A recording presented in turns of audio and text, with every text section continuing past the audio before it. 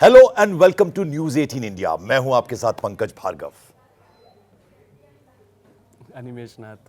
Handsome, cool, calm Rajiv Mishra आज नहीं है। आज देखिए कौन है। आज हैं अनिमेश नाथ। ठीक बोला मैंने आपका नाम? यस सर, बिल्कुल। तो ये देखने में बहुत युवा है, लेकिन तजुर्बा ना, देखन में छोटा लगे, घाव करे गंभीर, वैसे वाले अनिमेश नाथ हैं ये। क्रिकेट का बहुत नॉलेज है इन्हें, और आज हमारे साथ बैठने का हमें सौभाग्य मिला। आपके साथ बैठने का मुझे सौभाग्य मिला है। बिल्कुल, ये मेरा भी सौभाग्य है कि हम आज मंच साझा करेंगे साथ में। यस। तो आज बात क्या होगी? देखिए, देर से आई, लेकिन अगर अक्ल आ जाए वक्त पे तो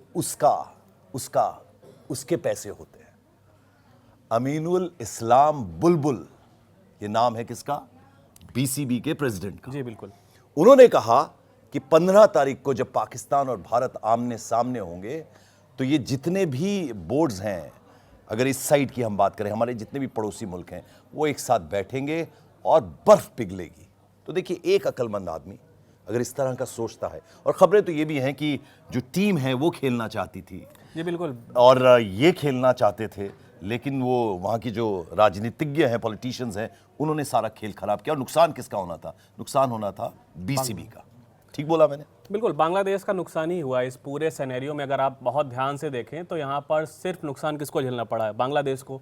और एक तरीके से कह सकते हैं कि पाकिस्तान ने उनके कंधे पर बंदूक रख के चलाई, और जो कुछ वो हासिल करना चाहते थे वो हासिल करने में वो कामयाब हुए। पूरा ड्रामा फैलाया, लेकिन उसके बाद अब इंडिया वर्सेस पाकिस्तान मैच हो रहा है 15 फरवरी को, और जैसा आपने कहा कि आइस ब्रेकर होगा, लेकिन इंडिया और पाकिस्तान का मैच हो और वहाँ पर सब चीज़ें शांति से हो, और वो एक शांति समझौते की हम बात कर रहे हैं उस दौरान कि वहाँ पर स्टेडियम में होंगे 5 बोर्ड्स बैठक में बैठने वाले हैं। साफ तौर पर यह बातचीत सामने आ रही है कि वहाँ पर बीसीसीआई होगा, पाकिस्तान क्रिकेट बोर्ड होगा, बांग्लादेश क्रिकेट बोर्ड होगा, श्रीलंका क्रिकेट बोर्ड होगा, अफगानिस्तान क्रिकेट बोर्ड होगा। यह कह सकते हैं कि एक एशियन काउंसिल की मीटिंग करने जा रहे हैं, और वहाँ पर सबसे अहम भूमिका जैसे कि बात आ रही है कि अमीनुल इस्लाम की होने वाली है।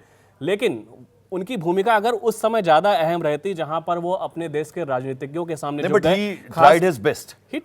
अपना पूरा जितना वो कर सकते थे वो किया। लेकिन अब जाहिर बात है कि लेकिन मेरा इसमें ओपिनियन ये है कि वो यहाँ पर नकवी की बातों में फंस गए। अगर वहाँ पर वो नकवी की बातों में ज़्यादा ना फंसते, या फिर आसिफ नजरुल से उनको डील कर लेनी चाहिए थी, ना कि यहाँ पर नकवी से डील करने के बजाय अगर वो आसिफ नजरुल। चोर की बात कर रहे हैं आप? जी बिल्कुल, जो बांग्लादेश क्रिकेट बोर्ड के एडवाइज़र हैं बांग्लादेश गवर्नमेंट के साथ, उन्होंने जो सबसे ज़्यादा प्रेशर डाला यहाँ पर आसिफ नजरुल ने, यहाँ पर प्रेसिडेंट अमीनुल इस्लाम पर, उनके सामने झुक गए। वहाँ पर जो एक मीटिंग हुई थी, जो मैं बताना चाहूँगा, जब यहाँ पर आईसीसी की मीटिंग हुई थी कि आईसीसी के खिलाफ जो डिमांड रखी जा रही थी कि हम मैच श्रीलंका में खेलना चाहते हैं, वहाँ पर सबसे बड़ा मुद्दा यही था कि प्लेयर्स चाह रहे थे, बुलबुल जो आपने कहा वो भी चाह रहे थे कि बांग्लादेश की टीम खेले।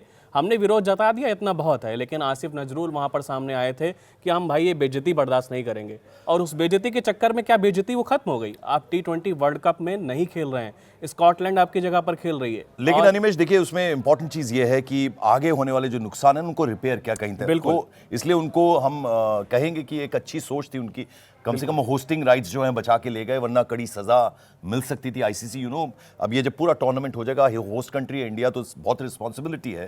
तो जब ये खत्म होगा तो एक्शन होंगे।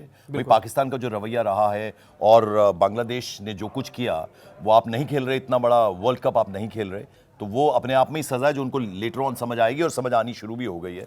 लेकिन वो होस्टिंग राइट्स बच गए, और बाकी आगे बायलैटरल सीरीज और वो सब खेलते रहेंगे, तो वो कम से कम वो रिपेयर कर लिया यार। बिल्कुल, कुछ पॉइंट्स जो आपने वैलिड बताया कि यहाँ पर सबसे बड़ी जीत यहाँ पर बुलबुल की ये है कि आईसीसी के साथ जो उनके रिप्रिकॉशंस होने वाले थे, अब उन्होंने यहाँ पर कह सकते हैं T20 वर्ल्ड कप खेलने से इनकार कर दिया था, लेकिन आईसीसी के सामने सबसे बड़ी चुनौती थी कि उनके खिलाफ जो सजा ली जा सकती थी। लेकिन अब यहाँ पर आईसीसी ने उन पर कोई भी सैंक्शन नहीं लिया। जो अभी लाहौर में एक मीटिंग हुई थी, वहाँ पर यहाँ पर बांग्लादेश क्रिकेट बोर्ड के प्रेसिडेंट बुलबुल की ही तरीके से कह सकते हैं जीत है कि जो आईसीसी ने उन पर कोई भी कह सकते हैं कार्रवाई नहीं की, ना तो फाइनेंशियल कार्रवाई हुई, होस्टिंग राइट्स नहीं छिने, जो सबसे बड़ी जीत है उनके लिए। और खबर तो ये भी थी कि जो बांग्लादेशी मीडिया है वो एक्रेडिटेशन चाह रहा था। भाई, आपकी टीम आ नहीं रही, तो फिर किस हैसियत से आप मांग रहे थे? लेकिन बांग्लादेशी अंपायर मतलब अंपायर यहाँ पर मौजूद है। T20 वर्ल्ड कप में उनकी हिस्सेदारी है। तो वहां पर बीसीसीआई और आईसीसी का जो रुख है वो एक कह सकते हैं कि ऐसा नहीं था कि किसी तरह की पलड़ाभारी है या किसी तरीके का विरोध है। लेकिन यहाँ पर बुलबुल ने थोड़ा एक मीडिएटर की अच्छी भूमिका निभाई। भले जो कह सकते हैं नकवी ने उनको यूज़ करने की कोशिश की, लेकिन यहाँ पर भारत पाकिस्तान का मैच हो रहा है, बुलबुल की अच्छी भूमिका रही, उन्होंने यहाँ पर बांग्लादेश के लिए बहुत सारी ऐसी चीजें बचा ली और क्योंकि एक बहुत बड़ा फाइनेंशियल नुकसान हो सकता था। बिल्कुल। जिस तरीके की बांग्लादेशी जरा सरकार मैं है। आपसे समझना चाहूंगा कि ये देखिए एक अखबार है वहां का बड़ा जाना माना, प्रथम आलो जी उसमें कुछ और बातें भी कही हैं बुलबुल जी ने, तो जरा बताइए और क्या कुछ कहा है इसके अलावा। नहीं, बिल्कुल ये कहा है कि आईसीसी ने कहा है उन्हें कि ये 5 देश के जो बोर्ड के अध्यक्ष हैं वो एक साथ बैठे उस दौरान जब ये मैच चल रहा होगा भारत और पाकिस्तान का, उस वक्त ये आपस में मंथन करें और आगे फ्यूचर में अच्छा क्रिकेट हो, खेलें, उस तरीके से बातचीत होगी। बिल्कुल, यहाँ पर अब जो बात हो रही है, जो मैंने बताया कि 5 क्रिकेट बोर्ड यहाँ पर 15 फरवरी को बैठने वाले हैं, तो वहाँ पर एक MOU साइन होगा। हाँ। और ये इसलिए क्योंकि आपने देखा होगा जो अभी इंडिया और पाकिस्तान के मैच से पहले जो कह सकते हैं उसको लेकर जो एक मीटिंग हुई थी लाहौर में, वहाँ पर सबसे बड़ा मुद्दा ये था कि कुछ बातें हुई, वहाँ पर एक सॉल्यूशन निकाला गया, लेकिन वो सारी बातें अगर आप अलग अलग रिपोर्ट्स में देखेंगे तो एक अलग अलग तरीके के बयान आपको सामने देखने को मिलेंगे। लेकिन इसीलिए कि कोई चीज़ रिकॉर्ड में तो चाहिए, बातें कह दी गई, आईसीसी ने बोल दिया हम कार्रवाई नहीं करेंगे, पाकिस्तान ने कह दिया हम मैच खेलेंगे, ठीक है, ये सारी चीज़ें दिख रही हैं। यहाँ पर ट्वीट सामने आ गए, बांग्लादेशी सरकार के भी ट्वीट सामने आ गए, बांग्लादेश क्रिकेट बोर्ड ने भी पाकिस्तान को थैंक यू बोल दिया।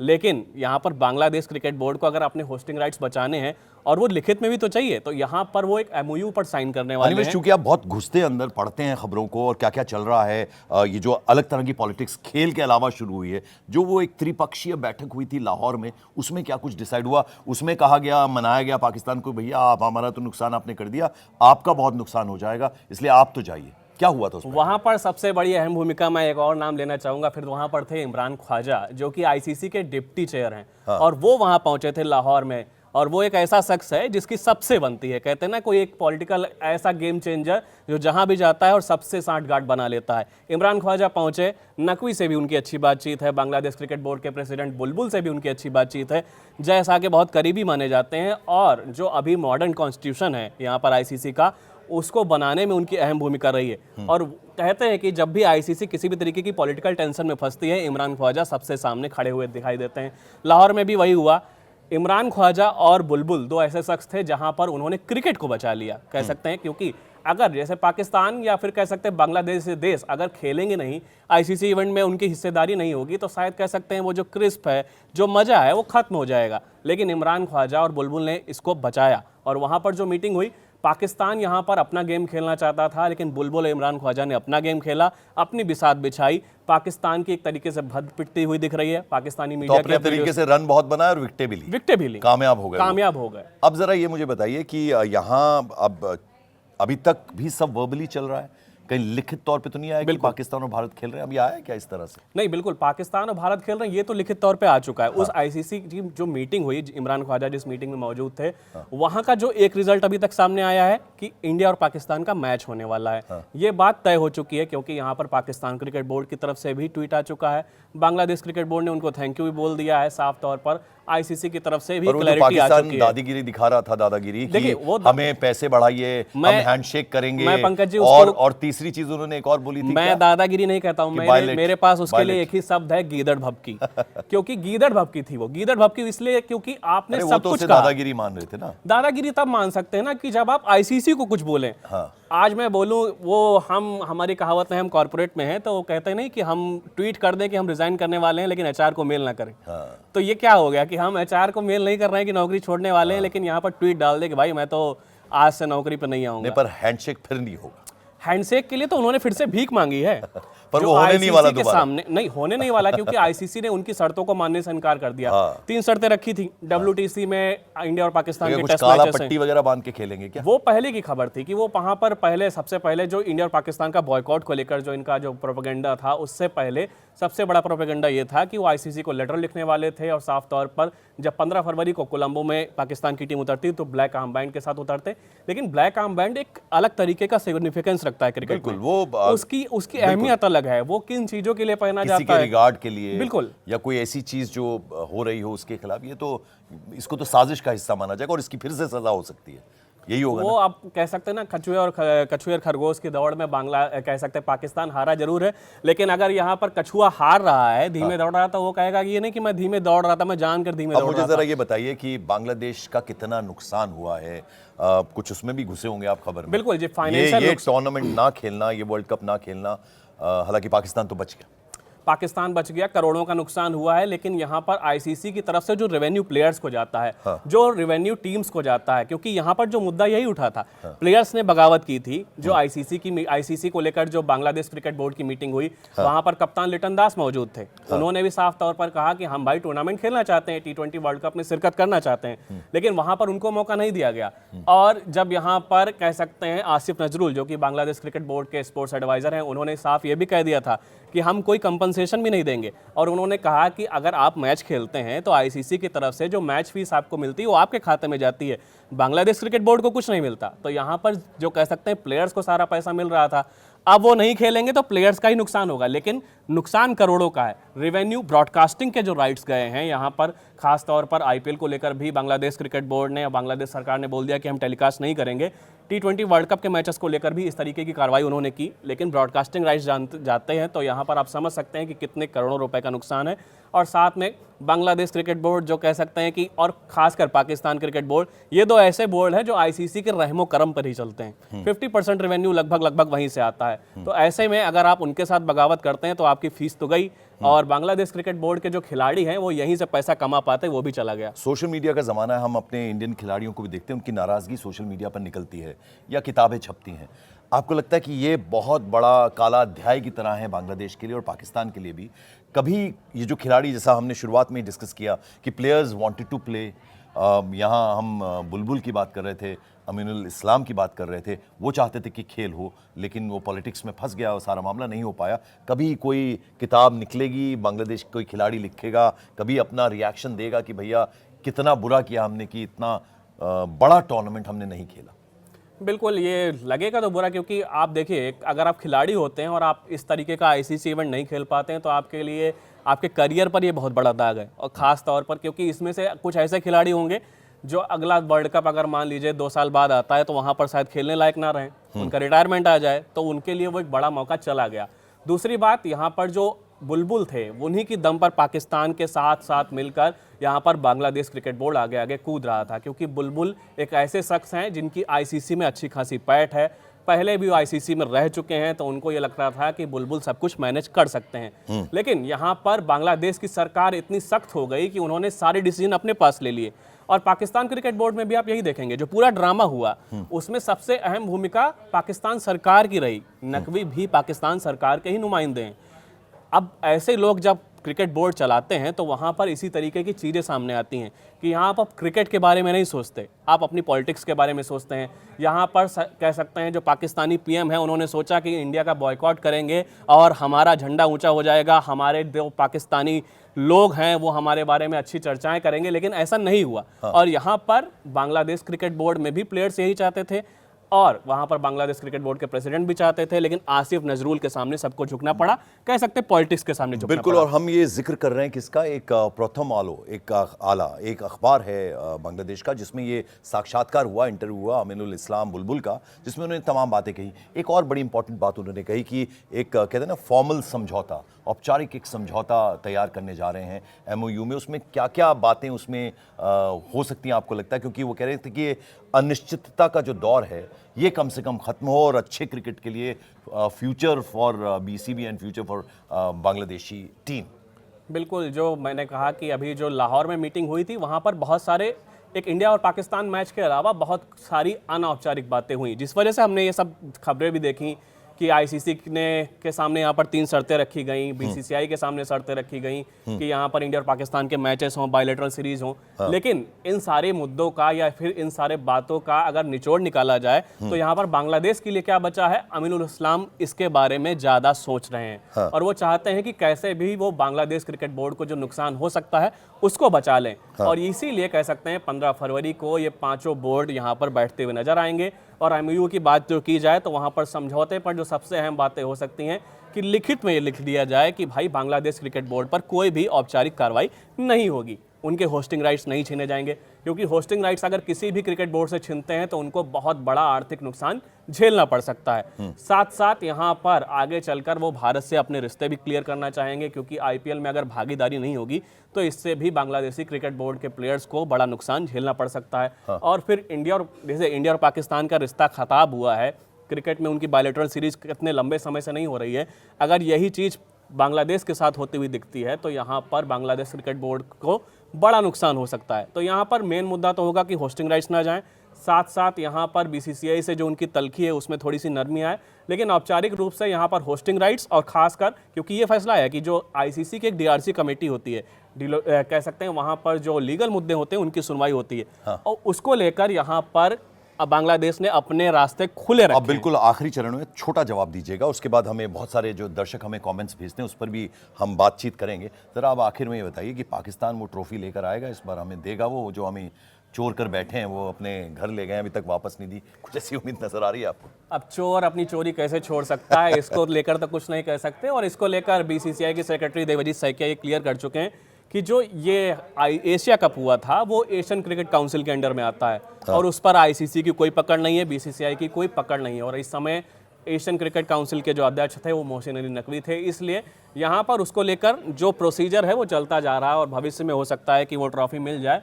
विजेता हम ही रहेंगे, ट्रॉफी चाहे किसी के पास रहे, विजेता हम रहेंगे। तो देखिए अनिमेश नाथ, आपको कैसा लगा इनका साथ, जरूर बताइएगा कमेंट में, ये भी बताइएगा। तो हम जैसा कि आपको बोलते हैं न्यूज़ 18 इंडिया पर हमारा ये जो क्रिकेट का प्रोग्राम है ये आप देखें, ज़्यादा से ज़्यादा लाइक कीजिए, सब्सक्राइब कीजिए, कमेंट्स करना लगातार जारी रखिए। और जो इतने सारे कमेंट्स हमें आ रहे हैं वो देखिए हमें, हमारा दिल बाग बाग होता है, ये प्रोग्राम को निखारता है। आज भी बहुत सारे हमने पूछा था, वो पत्थरबाज गेंदबाज पाकिस्तान का उस्मान तारिक, उसको बैन करना चाहिए या खेलने देना चाहिए, तो बहुत सारे रिएक्शंस आए हैं। तो ऐसे में हमारे साथ हैं ये पद्मा जी हैं, ये लिख रहे हैं कि ऐसे बॉलर को आईसीसी को वर्ल्ड कप टूर्नामेंट खेलने की परमिशन कैसे मिल गई, इस बात से हैरान है। तो ये सवाल मेरा है कि आप बहुत सारे कहते हैं ना मरहलों से गुजर कर आते हैं, तब जाके आप इतना बड़ा टूर्नामेंट खेलते हैं, किसी ने चेक, किसी ने देखा नहीं, यहाँ तक कैसे पहुँच गए वो? देखिए देखा तो जाता है, लेकिन इसके लिए अभी एडवांस टेक्नोलॉजी की जरूरत है। इस बात का सॉल्यूशन, पैमाना क्या है, एक्शन का पैमाना इस बात का सॉल्यूशन एक ही है। देखिए जब ऐसे कोई बॉलर आते हैं, और पाकिस्तान की ओर से ऐसे बॉलर हमेशा सामने आते रहते हैं जो इस तरीके की कंट्रोवर्शियल गेंदबाजी लेकर आते हैं, सईद अजमल इनमें से एक नाम रह चुके हैं। हाँ। अब उस्मान तारिक आए हैं, कभी कभी हम लोगों को तो ऐसा लगता है कि भारत के खिलाफ खेलने के लिए ऐसे गेंदबाज तैयार किए जाते हैं, लेकिन यहाँ पर मुद्दा यह है कि आईसीसी की जो बॉलिंग टेस्टिंग एजेंसी है वहाँ पर जो 15 डिग्री का एंगल होता है, जो कि एक कह सकते हैं क्वालिफाइंग क्राइटेरिया है, उसको उस्मान तारिक क्लियर करते हैं। और दूसरा मुद्दा यह है कि जो उनके ऊपर सबसे बड़ा सवाल उठता है कि जब वो गेंदबाजी करते हैं तो थोड़ा सा एक पॉज लेते हैं, लेकिन वो 6 की 6 गेंदें उसी पॉज के साथ ये विजय प्रकाश हैं हमारे साथ दर्शक, वो उन्होंने भी हमें कमेंट भेजा, वो कह रहे हैं कि कुछ डिलीवरी वो ठीक करते हैं और 2-3 में वो पत्थर की तरह फेंकते हैं, वो स्ट्रैटेजी का एक हिस्सा। वही मैं बात कर रहा था कि जो सबसे बड़ा मुद्दा है इसको लेकर आपने पूर्व भारतीय क्रिकेटर आर अश्विन भी कह चुके हैं कि जो वो थोड़ा सा पॉज लेते हैं गेंद फेंकने से पहले, वो सबसे बड़ा मुद्दा है। वहीं पर लगता है कि वहां पर वो थोड़ी सी चीटिंग कर रहे हैं, या फिर कह सकते हैं ग्रे एरिया में वो अपने आप को फायदा उठाते हुए नजर आ रहे हैं। लेकिन यहाँ पर इसका सॉल्यूशन सर यही है कि जब रियल टाइम जो टेक्नोलॉजी है उसका इस्तेमाल किया जाए, जब वो 6 की 6 गेंदें फेंक रहे हैं वहां पर उस एंगल की जांच हो, तब वहां पर ये पकड़ में आ सकता है कि क्या वो चीटिंग कर रहे हैं या फिर नहीं कर रहे हैं। अभी वो एक ग्रे एरिया है जहां पर वो नियमों का फायदा उठा रहे हैं, और अश्विन भी ये कह चुके हैं कि साफ तौर पर कि बॉलर्स के लिए ही सारे नियम क्यों, जब बल्लेबाज बहुत सारे फायदे उठाते हुए नजर आते हैं। अखिलेश यादव एक और दर्शक हैं, वो कह रहे हैं कि वो जो रुकते हैं, कुछ सेकंड का पॉज लेते हैं, उसमें वो स्ट्रैटेजी भांप जाते हैं कि बैट्समैन क्या करने वाला है, कितना आगे बढ़ेगा, कितना वक्त होता है क्या? बिल्कुल, वो अगर आप पॉज देखेंगे तो 1 या 2 सेकंड का होता है। अब कोई बहुत शार्प बॉलर होगा तो बिल्कुल वो जांच सकता है कि अब बैट्समैन किधर को मूव करने वाला है, ऑफ साइड मारेगा या लेग साइड मारेगा या फिर स्विच शॉट खेलेगा। लेकिन यहाँ पर उनकी गेंदबाजी पर सवाल उठाना कह सकते हैं नियमों के हिसाब से थोड़ा इसलिए कठिन है क्योंकि मैंने कहा कि वो 6 की 6 गेंदें उसी पॉज के साथ फेंक रहे हैं। ऐसा नहीं कि उन्होंने एक गेंद ऐसी आई एक पॉज के साथ फेंक दी। तो उनकी जो प्रैक्टिस है वो उसी एक्शन के साथ है और उसी पॉज के साथ है। तो जब आप हर डिलीवरी उसी पॉज के साथ डाल रहे हैं तो वहां पर वो लीगलिटी का जो फायदा है, सवाल ऐसे में ये है जो इतने सारे दर्शक इस बात पे अपनी बात कह रहे हैं कि हटाना चाहिए, बैन करना चाहिए, आपको लगता है कि नोटिस में आ रही है चीज? बिल्कुल आ रही होगी और आईसीसी इस पर विचार करेगी और इसका सॉल्यूशन यही है कि जो रियल टाइम टेक्नोलॉजी, जो ऐसा हमने देखा कि कोई गेंद स्निक होती है तो हम अल्ट्राइज देखते हैं, ऐसे ही यहाँ पर ये देखा जाएगा। पहले नो बॉल अंपायर के पास उसका फैसला होता था, अब हम बॉल ट्रैकर देखते हैं कि वहाँ पर स्टंप के पार गिर रही है नहीं गिर रही है। सेम चीज़ यहाँ गेंदबाजों पर भी अप्लाई होगी कि जो उनका 15 डिग्री का एंगल है वो हम जब उन्होंने उस्मान तारिक आईसीसी के बॉलिंग टेस्टिंग एजेंसी में गए, वहाँ पर जो उनका टेस्ट किया गया वहाँ वो पास हो गए। मान लीजिए मैं आज टेस्ट देने जाऊँ तो वहां पर तो मैं जान के ऐसी गेंदबाजी करूंगा कि मैं पास हो जाऊं, कोई चीटिंग नहीं करूंगा। लेकिन अब यहाँ पर वो गेंदबाजी करते समय चीटिंग कर रहे हैं या नहीं कर रहे हैं, इसके लिए रियल टाइम टेस्ट होना चाहिए। जैसे हम अल्ट्रा एज देख लेते हैं, उसी तरीके से यहाँ पर गेंदबाज का एंगल जांचा जाएगा, और उसमें अगर यहाँ पर उस्मान तारिक चीटिंग करते हुए पाए जाते हैं तो उन पर बैन भी लग तो सकता है। देख रहे हैं आप किस तरह से अनिमेश नाथ जो हैं वो, उनके पास शब्दों की कमी नहीं है, ज्ञान की कमी नहीं है। इनके ज्ञान को हम इस्तेमाल करते रहेंगे आगे भी। फिलहाल thank you so much Animesh Nath आपका। और एक सवाल कल के लिए जिसका जवाब आपको देना है, सवाल ये है कि बांग्लादेश ने ये जो किया है, यानी बुलबुल साहब ने जो किया है, क्या आपको लगता है कि वो एक अच्छा जेस्चर है बांग्लादेश क्रिकेट के लिए, उनके फ्यूचर के लिए? इस पर आपकी क्या राय है, अपनी राय दीजिएगा। इसी तरह से न्यूज़ 18 इंडिया का हमारा ये जो क्रिकेट का शो है, इसे देखते रहिए, लाइक कीजिए, सब्सक्राइब कीजिए, कमेंट करिए। तब तक के लिए थैंक यू सो मच।